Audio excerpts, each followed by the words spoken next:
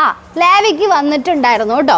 ലാവിക്കും വന്നിട്ടുണ്ടായിരുന്നു, ലിയോനും വന്നിട്ടുണ്ട്. എന്തുകൊണ്ടാണ് ഇത് പപ്പീസിന് വരുന്നത് അല്ലെങ്കിൽ യങ് ആയിട്ടുള്ള ഡോഗ്സിന് വരുന്നത് എന്നുള്ളത് അറിഞ്ഞിരിക്കേണ്ട കാര്യത്തിലുള്ള ബുദ്ധിമുട്ടുകളൊക്കെ ചിലപ്പോൾ നിങ്ങളുടെ ഡോഗ്സിന് യങ് ഏജിൽ വന്നിട്ടുണ്ടാവാം, അല്ലെങ്കിൽ നിങ്ങളുടെ ഡോഗ് സീനിയർ ആണെങ്കിൽ ഈ ഒരു സമയത്ത് അവരത് എക്സ്പീരിയൻസ് ചെയ്യുന്നുണ്ടാവാം. Hi hello, welcome back to my YouTube channel. നമ്മൾ മനുഷ്യർക്ക് കോമൺ ആയിട്ട് വരുന്ന ബുദ്ധിമുട്ടുകളാണ് കാൽമുട്ട് വേദന, കൈമുട്ട് വേദന, കഴുത്ത് വേദന, ഇങ്ങനെ ജോയിൻറ്റും ബോണും റിലേറ്റഡ് ആയിട്ടുള്ള ബുദ്ധിമുട്ടുകൾ.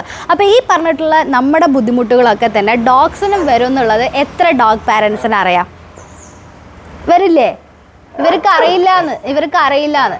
അപ്പോൾ അറിയാത്ത ഡോഗ് പാരൻസിന് വേണ്ടിയിട്ട് പറയുകയാണ്, നമ്മുടെ ഡോഗ്സിനും ഓസ്റ്റിയോ ആർത്രൈറ്റിസ് പോലത്തെ കണ്ടീഷൻസ് ഉറപ്പായിട്ടും വരും. നമ്മളൊരു ഡോഗ് പാരൻ്റ് ആണെങ്കിൽ നമ്മുടെ ലൈഫിൽ നമ്മൾ ഒരിക്കലെങ്കിലും അത് എക്സ്പീരിയൻസ് ചെയ്തിരിക്കും. അപ്പോൾ പറഞ്ഞു കൊടുക്കട്ടെ. ലാവിക്ക് വന്നിട്ടുണ്ടായിരുന്നു കേട്ടോ. ലാവിക്കും വന്നിട്ടുണ്ടായിരുന്നു, ലിയോനും വന്നിട്ടുണ്ടായിരുന്നു. അപ്പോൾ ഇതിന് സത്യം പറഞ്ഞു കഴിഞ്ഞാൽ ഒരു ഏജ് ലിമിറ്റ് ഒന്നുമില്ല. പല ആളുകളും തെറ്റിദ്ധരിച്ചിരിക്കുന്നത് ഇത് സീനിയർ ആയിട്ടുള്ള ഡോഗ്സിന് മാത്രമാണ് ഇത്തരത്തിലുള്ള ജോയിൻറ്റ് റിലേറ്റഡ് ആയിട്ടുള്ള ബുദ്ധിമുട്ടുകൾ വരൂ എന്നുള്ളതാണ്. പക്ഷെ അങ്ങനെയല്ല. പപ്പി മുതൽ സീനിയർ ആയിട്ടുള്ള ഏത് ഡോഗ്സിന് വേണമെങ്കിലും എപ്പോൾ വേണമെങ്കിലും ആർത്രൈറ്റിസ് പോലത്തെ ബുദ്ധിമുട്ടുകൾ വരാം. അപ്പോൾ ഇത് വരാതിരിക്കാനായിട്ട് നമ്മൾ എന്തൊക്കെ ചെയ്യണം, വന്നു കഴിഞ്ഞാൽ ഇവർ എന്തൊക്കെ ലക്ഷണങ്ങളാണ് കാണിക്കുന്നത്, ഏത് സപ്ലിമെൻ്റ് ആണ് നമ്മൾ ഇവർക്ക് കൊടുക്കേണ്ടത്, ലിയോ ലാവിക്ക് നമ്മൾ കൊടുക്കുന്ന സപ്ലിമെൻ്റ് ഏതാണ് എന്നൊക്കെയുള്ള ഒരു ഡീറ്റെയിൽ വീഡിയോ ആണ് ഇന്ന് നമ്മൾ ചെയ്യാൻ പോകുന്നത്. എല്ലാ ഡോഗ് പാരൻസും ഈ വീഡിയോ സ്കിപ്പ് ചെയ്യാതെ കാണണം. അപ്പം ആദ്യം നമുക്ക് എല്ലാവർക്കും മനസ്സിലാക്കേണ്ട കാര്യം എന്താണ് ഓസ്റ്റിയോ ആർത്രൈറ്റിസ് എന്നുള്ളതാണ്. ജോയിൻറ്റ് ആൻഡ് ബോൺ റിലേറ്റഡ് ആയിട്ടുള്ള ഒരു ഗ്രൂപ്പ് ഓഫ് ഡിസീസിനെ നമ്മൾ പറയുന്ന പേരാണ് ഈ ഓസ്റ്റിയോ ആർത്രൈറ്റിസ് എന്ന് പറയുന്നത്. അപ്പോൾ ആ ഓസ്റ്റിയോ ആർത്രൈറ്റിസ് ഗണത്തിൽ പെടുന്ന അസുഖങ്ങൾ എന്തൊക്കെയാണെന്ന് ചോദിച്ചു കഴിഞ്ഞാൽ ഇവരുടെ ജോയിൻറ്റിൻ്റെ കാർട്ടിലേജസിൻ്റെ തിക്നെസ് കുറയുന്നത്, അതിലെ ഫ്ലൂയിഡിൻ്റെ അളവ് കുറയുന്നത്, ഇൻഫ്ലമേഷൻ വരുന്നത്, പെയിൻ വരുന്നത്, പിന്നെ ബൈ ബർത്തേ അവർക്ക് ജോയിൻറ്റ് ആൻഡ് ബോൺ റിലേറ്റഡ് ആയിട്ടുള്ള ബുദ്ധിമുട്ടുകൾ വരുന്നത്, പിന്നെ കാല് വളഞ്ഞു പോകുന്നത്, ലിംബ് ചെയ്ത് നടക്കുന്നത്, ഇതെല്ലാം ഓസ്റ്റിയോ ആർത്രൈറ്റിസിൻ്റെ ഗണത്തിൽ പെടുന്ന ബുദ്ധിമുട്ടുകളാണ്. അപ്പോൾ ഇത്തരത്തിലുള്ള ബുദ്ധിമുട്ടുകളൊക്കെ ചിലപ്പോൾ നിങ്ങളുടെ ഡോഗ്സിന് യങ് ഏജിൽ വന്നിട്ടുണ്ടാവാം, അല്ലെങ്കിൽ നിങ്ങളുടെ ഡോഗ് സീനിയർ ആണെങ്കിൽ ഈ ഒരു സമയത്ത് അവരത് എക്സ്പീരിയൻസ് ചെയ്യുന്നുണ്ടാവാം. അപ്പോൾ ഇതിന് പ്രത്യേകിച്ച് ഏജ് ലിമിറ്റ് ഒന്നുമില്ല. അപ്പോൾ സീനിയർ ആയിട്ടുള്ള ഡോഗ്സിന് ഇത് ഉറപ്പായിട്ടും വരും എന്നുള്ളത് ഷുവർ ആയിട്ടുള്ള കാര്യമാണ്. കാരണം എന്താണെന്ന് വെച്ച് കഴിഞ്ഞാൽ അവർ കൂടുതൽ, അതായത് കാലക്രമേണ വരുന്ന ഒരു ബുദ്ധിമുട്ടാണ് ഈ ഓസ്റ്റിയോ ആർത്രൈറ്റിസ് എന്ന് പറയുന്നത്. അപ്പോൾ കുറേ കാലങ്ങളായിട്ട് അവരുടെ മൂവ്മെൻറ്റ്സും കാര്യങ്ങളൊക്കെ അവർ യൂസ് ചെയ്യുന്നത് ഈ ഒരു ജോയിൻറ്റിനെ വെച്ചിട്ടായതുകൊണ്ട് ആ ജോയിൻറ്റിൻ്റെ ഫ്ലൂയിഡിൻ്റെ അളവ് കുറയുമ്പോൾ സ്വാഭാവികമായിട്ടും അവർക്ക് ഇത്തരത്തിലുള്ള ബുദ്ധിമുട്ടുകൾ വരും. പക്ഷേ എന്തുകൊണ്ടാണ് ഇത് പപ്പീസിന് വരുന്നത് അല്ലെങ്കിൽ യങ് ആയിട്ടുള്ള ഡോഗ്സിന് വരുന്നത് എന്നുള്ളത് അറിഞ്ഞിരിക്കേണ്ട കാര്യം തന്നെയാണ്. അപ്പോൾ അതിനുള്ള റീസൺ എന്ന് പറയുന്നത് കുറച്ച് റീസൺസ് ഉണ്ട്. അതിലെ മെയിൻ റീസൺ എന്ന് പറയുന്നത് ഓവർ വെയിറ്റ് ആണ്. വെയിറ്റ് കൂടുന്നതിനനുസരിച്ച് അവരുടെ പ്രഷർ കൂടുതലായിട്ട് പോകുന്നത് അവരുടെ കാലിൻ്റെയും കൈയിൻ്റെയും ജോയിൻസിലോട്ടാണ്. അപ്പോൾ സ്വാഭാവികമായിട്ടും പ്രഷർ കൂടുതലായിട്ട് വരുന്ന സമയത്ത് അവർക്ക് നടക്കാനുള്ള ബുദ്ധിമുട്ടുണ്ടാവും. ഓവർ സ്ട്രെയിൻ ആയിട്ട് എടുക്കുന്ന സമയത്ത് അവരുടെ കാർട്ടിലേജ് ഡാമേജ് ആവാനുള്ള സാധ്യതയുണ്ട്.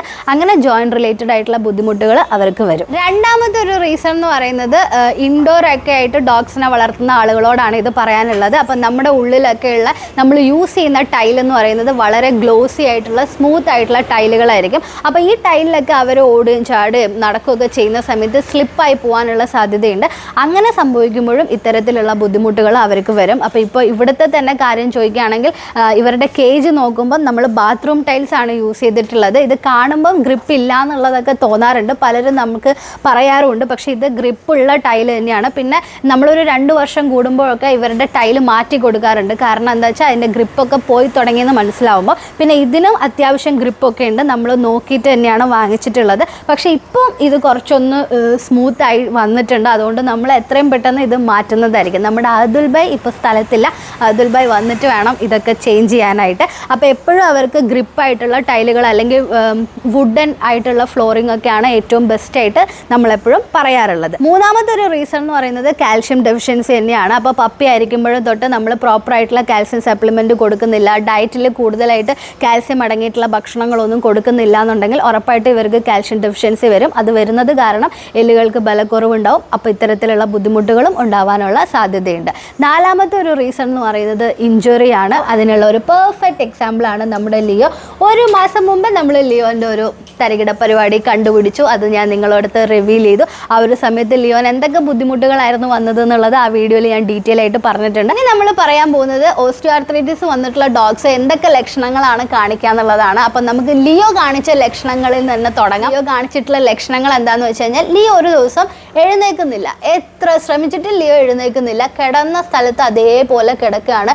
ലിയോനെ വാക്കിങ്ങിന് കൊണ്ടുപോകാമെന്ന് പറഞ്ഞു, ഗേറ്റ് തുറന്നു കൊടുത്തു, എന്ത് ചെയ്തിട്ടും ലിയോ എഴുന്നേൽക്കുന്നില്ല. കാരണം എന്തായിരുന്നു, അവന് നല്ല പണി കിട്ടിയിട്ടുണ്ടായിരുന്നു ജോയിൻറ്റിന്. അത് കാരണം എഴുന്നേൽക്കുമ്പോൾ നല്ല വേദനയുണ്ട്. അപ്പോൾ ആ ബുദ്ധിമുട്ട് കാരണമാണ് അവൻ എഴുന്നേൽക്കാതിരുന്നത്. പിന്നെ കുറച്ച് ദിവസം അവൻ ഒരു ആക്ടിവിറ്റിയും കൂടുതലായിട്ടൊന്നും ചെയ്തിട്ടില്ല. സ്ലോലി ആയിരുന്നു അവൻ്റെ കാര്യങ്ങളൊക്കെ നടന്നുകൊണ്ടിരുന്നത്. മെല്ലെ മെല്ലെ നടക്കും, മെല്ലെ മെല്ലെ ഇരിക്കും. അങ്ങനെ ഒരു സ്ലോ മൂവ്മെൻ്റ് ആയിരുന്നു അവന് മൊത്തത്തിൽ ഉണ്ടായിരുന്നത്. പിന്നെ അവനെ നമ്മൾ എഴുന്നേറ്റ് നിൽപ്പിക്കുന്ന സമയത്ത് അവൻ്റെ കാല് നന്നായിട്ട് ഷിവർ ചെയ്യുന്നുണ്ടായിരുന്നു. അപ്പോൾ ഇവരുടെ കാലൊക്കെ ഷിവർ ചെയ്യുമ്പം നമ്മൾ പ്രത്യേകം ശ്രദ്ധിക്കണം. അവർക്ക് വേദന ഉള്ളതുകൊണ്ടാണ് ഷിവർ ചെയ്യുന്നത്. അതായത് നിൽക്കാൻ പറ്റുന്നില്ല, അവർക്ക് എങ്ങനെയെങ്കിലും ഒന്ന് ഇരുന്നാൽ മതി എന്നുള്ള രീതിയിലായിരിക്കും അവരുണ്ടാവുന്നത്. ഇത്രയൊക്കെ ബുദ്ധിമുട്ടായിരുന്നു നമ്മുടെ ലിയോൻ ഉണ്ടായിരുന്നത്. ഇനി ടോട്ടലി വേറെ എന്തൊക്കെ ലക്ഷണങ്ങളാണ് കാണിക്കാന്ന് വെച്ച് കഴിഞ്ഞാൽ, ചില ഡോഗ്സ് ലിംപ് ചെയ്തിട്ടാണ് നടക്കുക.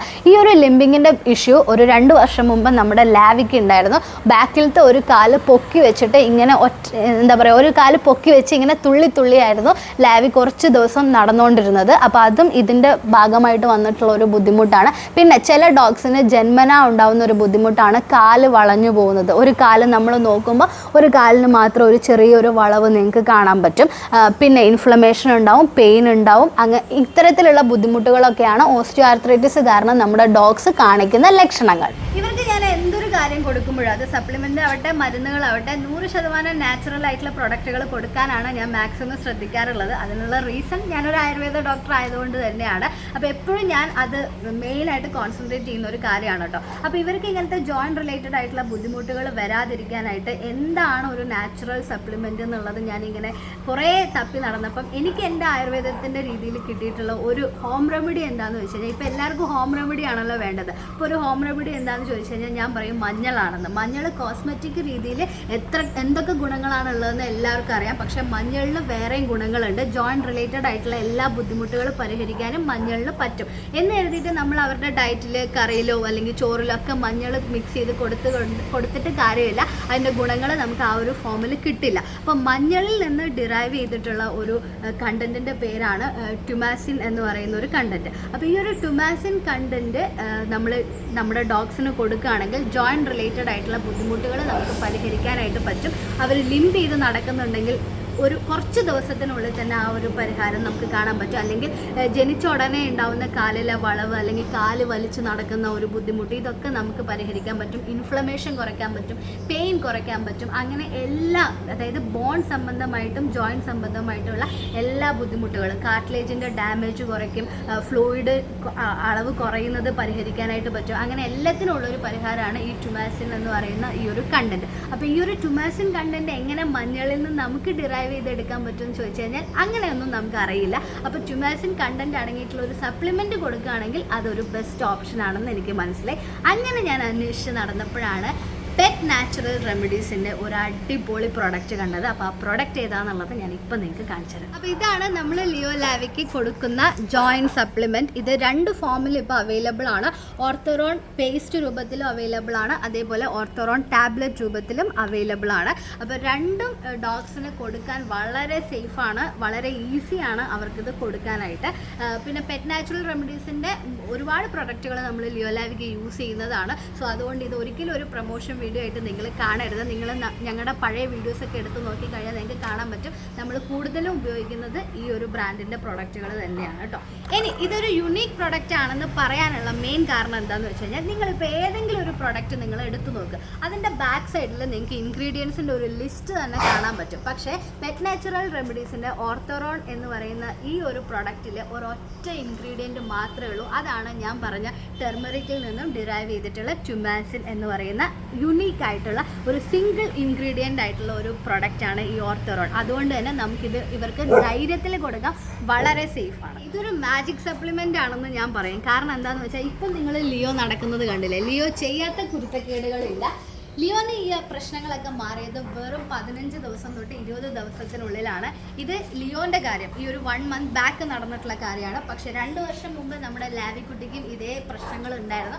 ആ ഒരു സമയത്ത് നമ്മൾ ഇത് തന്നെയാണ് ചൂസ് ചെയ്തിട്ടുള്ളത്. പെട്ടെന്നാണ് ലാവിയുടെ ലിംബിങ്ങിന്റെ ഇഷ്യൂ മാറിയത്.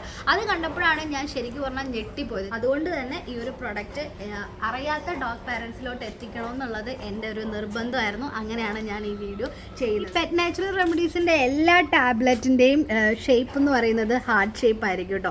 ഞാൻ ഇവർക്ക് ഇതിന് മുമ്പേ വേറൊരു സപ്ലിമെൻറ്റ് കൊടുക്കുന്നുണ്ടായിരുന്നു, പെറ്റ് നാച്ചുറൽ റെമഡീസിൻ്റെ നാറ്റ്ഗട്ട് എന്ന് പറഞ്ഞിട്ടുള്ളത്.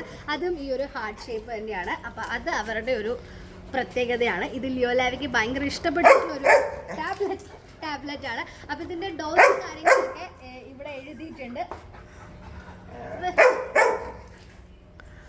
ഞാൻ പറയണ്ട തന്നെ നിങ്ങൾക്ക് മനസ്സിലായല്ലോ ഇതെൻ്റെ ലിയോന് ലാവിക്ക് എത്ര ഇഷ്ടമാണെന്ന്. ലിയോ ലാവിൻ്റെ ഇപ്പോഴത്തെ വെയിറ്റിനനുസരിച്ചിട്ടുള്ള അളവിലാണ് നമ്മൾ ടാബ്ലറ്റ് കൊടുക്കുന്നത്. ഇതാണ് നമ്മുടെ ഓർത്തറോൺ പേസ്റ്റ്. സിറിഞ്ച് രൂപത്തിലാണ് വരുന്നത്. ഇത് ലാവിക്ക് ഇത് നല്ല പരിചയമുണ്ട്. കാരണം നമ്മൾ കുറേ നാൾ ലാവിക്ക് ഇത് കൊടുത്തിട്ടുണ്ടായിരുന്നു അല്ലേ ലാവി? ഉപയോഗം എങ്ങനെയാണെന്ന് വെച്ച് കഴിഞ്ഞാൽ ഇത് ഇവിടെ നമുക്ക് മെഷർമെൻറ്റ്സും കാര്യങ്ങളും ഉണ്ട്. പിന്നെ ഇവിടെ നമ്മുടെ ഡോഗിൻ്റെ വെയിറ്റിനനുസരിച്ച് എത്ര മെഷർമെൻറ്റിലാണ് ഈ ഒരു പ്രൊഡക്റ്റ് യൂസ് ചെയ്യേണ്ടതെന്നും ഇവിടെ കൊടുത്തിട്ടുണ്ട് ഈ ഒരു ഓറഞ്ച് കളറിൽ. അപ്പോൾ ലിയോ ലാവിൻ്റെ വെയിറ്റിനനുസരിച്ച് നമ്മൾ ആദ്യം എത്ര മെഷർമെൻ്റ് ആണെന്നുള്ളത് ഇവിടെ സെറ്റ് ചെയ്ത് വെക്കണം. അപ്പോൾ ലിയോ ലാവിക്ക് വേണ്ട മെഷർമെൻറ്റ് ഏതാണെന്ന് വെച്ച് കഴിഞ്ഞാൽ 9 ml ആണ് ലിയോ ലാവിക്ക് വേണ്ടത്. അപ്പോൾ 9 ml ഞാനിവിടെ സെറ്റ് ചെയ്യുന്നുണ്ട്. ഇത് ഒരാൾക്ക് ഒരു ടൈമിൽ കൊടുക്കേണ്ട അളവ് മാത്രമാണ് സെറ്റ് ചെയ്തിട്ടുള്ളത്.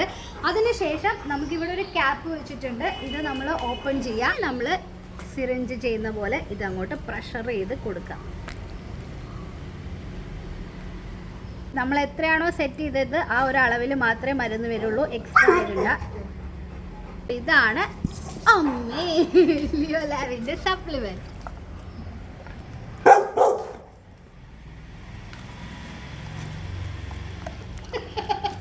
ലാവിക്ക് ഇത് കഴിച്ച് നല്ല ശീലമുണ്ട്. അപ്പോൾ ഇതിൽ നിന്നും എന്ത് മനസ്സിലായി? ഈ പെറ്റ് നാച്ചുറൽ റെമഡീസിൻ്റെ ഓർത്തറോൺ പേസ്റ്റ് ആണെങ്കിലും ടാബ്ലറ്റ് ആണെങ്കിലും രണ്ടും ഡോഗ്സിന് പാലറ്റബിൾ ആണ്. അവർക്ക് വളരെ ഇഷ്ടപ്പെട്ടിട്ടുള്ള ടേസ്റ്റ് തന്നെയാണ്. അപ്പോൾ ലിയോ ലാവി കഴിക്കുന്നത് നിങ്ങൾ കണ്ടല്ലോ. അപ്പോൾ ഇനി ഞാനിപ്പോൾ 9 ml സെറ്റ് ചെയ്തിട്ടല്ലേ ഒരു ടൈം കൊടുത്തത്. അപ്പോൾ ഇനി നമ്മൾ സെറ്റ് ചെയ്യുന്ന സമയത്ത് വീണ്ടും 9 ml അല്ല ചെയ്യേണ്ടത്, അതിൻ്റെ നെക്സ്റ്റ് ആണ് ചെയ്യേണ്ടത്. അതായത് 18 ml വെച്ചിട്ട് വേണം നമ്മൾ കൊടുക്കാനായിട്ട്. അങ്ങനെ നമ്മൾ സെറ്റ് ചെയ്ത് ഇവിടെ 60 ml ആകുമ്പം ഈ ഒരു ട്യൂബ് തീരും. അപ്പോൾ ഇത് ഞാൻ എങ്ങനെയാണ് കൊടുക്കുന്നതെന്ന് വെച്ച് കഴിഞ്ഞാൽ കുറേ കാലമൊന്നും നമ്മൾ കൊടുക്കില്ല. ഒരു 2 മാസം ലിയോ ലാവിക്ക് കണ്ടിന്യൂസ് ആയിട്ട് ജോയിൻറ്റ് സപ്ലിമെൻറ്റ് കൊടുക്കും. പിന്നെ ഒരു 1 മന്ത് നമ്മളൊരു ബ്രേക്ക് എടുക്കും. അതിനുശേഷമാണ് വീണ്ടും നമ്മളിത് റീസ്റ്റാർട്ട് ചെയ്യുന്നത്. ഇൻ കേസ് ഇപ്പോൾ പെട്ടെന്ന് നമ്മുടെ ഡോഗ്സിനൊക്കെ എന്തെങ്കിലും ഒരു ഇഞ്ചുറി പറ്റി എക്സസൈസ് ചെയ്ത സമയത്ത് കാലൊന്ന് സ്റ്റിഫായി പോയി അല്ലെങ്കിൽ മസിലിന് ഒരു ചെറിയൊരു പ്രശ്നം വന്നു എന്നൊക്കെ നിങ്ങൾ കാണുകയാണെങ്കിൽ അപ്പോൾ തൊട്ട് നമുക്കിത് സ്റ്റാർട്ട് ചെയ്യാൻ പറ്റും. ഒരു 15 ദിവസം തൊട്ട് 20 ദിവസത്തിനുള്ളിൽ അതിനുള്ളൊരു പരിഹാരവും ഇത് നമുക്ക് കാണിച്ചു തരും. അത്ര പെട്ടെന്ന് കിട്ടുന്ന റിസൾട്ട് കിട്ടുന്ന ഒരു സംഭവമാണ് ഈ ഓർത്തറോൺ പേസ്റ്റും ഓർത്തറോൺ ടാബ്ലറ്റും. സോ ഈ ഒരു പ്രൊഡക്റ്റ് ഇപ്പോൾ നിങ്ങൾക്ക് മാർക്കറ്റിലൊക്കെ മേടിക്കാൻ കിട്ടും, ഓൺലൈനായിട്ട് മേടിക്കാൻ കിട്ടും. പക്ഷേ ഇവരുടെ വെബ്സൈറ്റിൽ കയറിയിട്ട് നിങ്ങൾ ഇത് പർച്ചേസ് ചെയ്യുകയാണെങ്കിൽ ലിയോ ലാവി എന്നുള്ള ഒരു കൂപ്പൺ കോഡ് നിങ്ങൾ യൂസ് ചെയ്യുകയാണെങ്കിൽ ചെറിയൊരു ഡിസ്കൗണ്ട് ലിയോ ലാവിയുടെ പേരിൽ നിങ്ങൾക്ക് കിട്ടുന്നതായിരിക്കും. അപ്പോൾ നിങ്ങൾ എല്ലാവരും ഇത് മസ്റ്റായിട്ടും യൂസ് ചെയ്യണം. നിങ്ങളുടെ വീട്ടിലൊരു ഡോഗ് ഉണ്ടെങ്കിൽ മസ്റ്റായിട്ടും നിങ്ങളൊരു ജോയിൻറ്റ് സപ്ലിമെൻറ്റ് സെലക്ട് ചെയ്തേ മതിയാവുള്ളൂ. ഞാൻ സജസ്റ്റ് ചെയ്യുന്നത് എപ്പോഴും ഈ ഒരു പെറ്റ് നാച്ചുറൽ റെമഡീസിൻ്റെ ഈ ഒരു പ്രൊഡക്റ്റ് തന്നെയാണ്. അതിന് ലിയോ ലാവി തന്നെയാണ് നിങ്ങളുടെ മുമ്പിലുള്ള ഗ്യാരണ്ടി എന്ന് പറയുന്നത്. അപ്പോൾ ഈ ഒരു ഇൻഫർമേറ്റീവ് ആയിട്ടുള്ള വീഡിയോ നിങ്ങൾക്ക് എല്ലാവർക്കും യൂസ്ഫുൾ ആയെന്ന് വിശ്വസിക്കുന്നു. വീഡിയോ ഇഷ്ടപ്പെട്ടിട്ടുണ്ടെങ്കിൽ ലൈക്ക് ചെയ്യണം, കമൻറ്റ് ചെയ്യണം. മറ്റുള്ള എല്ലാ പെറ്റ് പാരൻസിലോട്ടും വീഡിയോ ഷെയർ ചെയ്യാൻ മറക്കണ്ട. അപ്പം ബൈ.